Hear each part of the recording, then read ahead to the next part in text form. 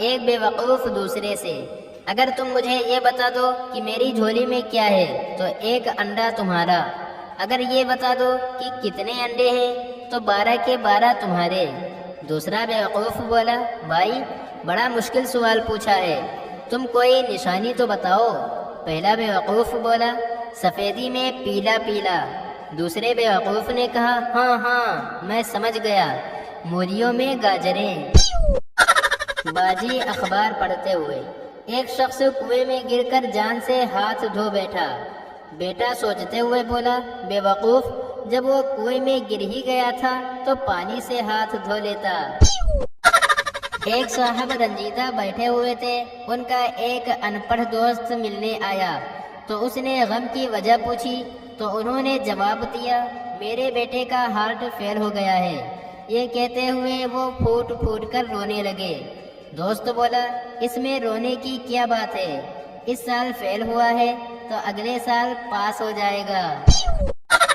ایک لڑکے نے نئی نسل کے نمائندہ گلوکار کی ایک کیسٹ لگا کر جھومتے ہوئے اپنے باپ سے پوچھا، ڈیڈی آپ نے اس سے پہلے زندگی میں کبھی ایسی موسیقی سنی ہے؟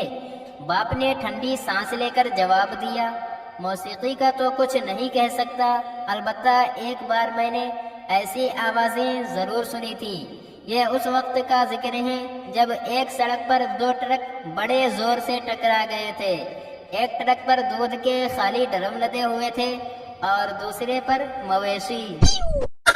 ایک مرتبہ ایک وزیر پاگل خانے کا دورہ کرنے تشریف لائے۔ پاگلوں نے انہیں دیکھ کر تالیاں بجائیں، ان کا استقبال کیا اور نعرے لگانے لگے۔ پاگل خانے کا منتظم خاموش کھڑا تھا۔ وزیر نے کہا، تم کیوں خاموش کھڑے ہو؟ منتظم نے جواب دیا، میں پاگل نہیں ہوں۔ ایک ماں نے اپنے 6 سالہ بچے کو انگلی پر پٹی باندھتے ہوئے دیکھ کر ہمدردی سے پوچھا، بیٹا کیا بات ہے؟ بیٹے نے جواب دیا، کچھ نہیں، مجھے تھوڑی سی چوٹ لگی ہے۔ ماں نے پوچھا، بیٹے تم روئے اور چلائے نہیں؟ بیٹے نے معصومیت سے جواب دیا، میں سمجھا تھا کہ آپ باہر گئی ہوئی ہیں۔ ایک شخص پولیس کی ملازمت کا امیدوار تھا۔ پولیس آفیسر سے اس کی رشتہ داری بھی تھی، اس لیے اس کے ساتھ انٹرویو میں رعایت کی جا رہی تھی۔ انٹرویو لینے والے نے اس سے پوچھا، ابراہیم لنکن کو کس نے قتل کیا؟ وہ کچھ دیر سوچتا رہا، پھر بولا، مجھے اس کا جواب دینے کے لیے وقت چاہیے۔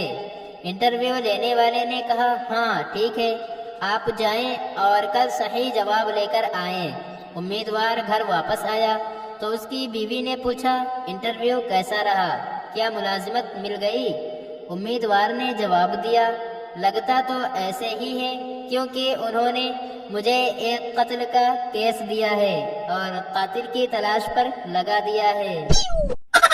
بھکاری شاعر سے، بابا کچھ تو دیتے جاؤ۔ شاعر بولا، نہ چھیڑو درد مندوں کو، نہ جانے دل سے کیا نکلے۔ بھکاری بولا، کیا پتا کوئی سکہ ہی نکل آئے۔ ایک چھوٹی بچی وکیل صاحب کے گھر گئی، وہاں ڈھیروں کتابیں دیکھ کر بولی، چچا کیا آپ بھی ابو کی طرح لائبریری کی کتابیں واپس نہیں کرتے؟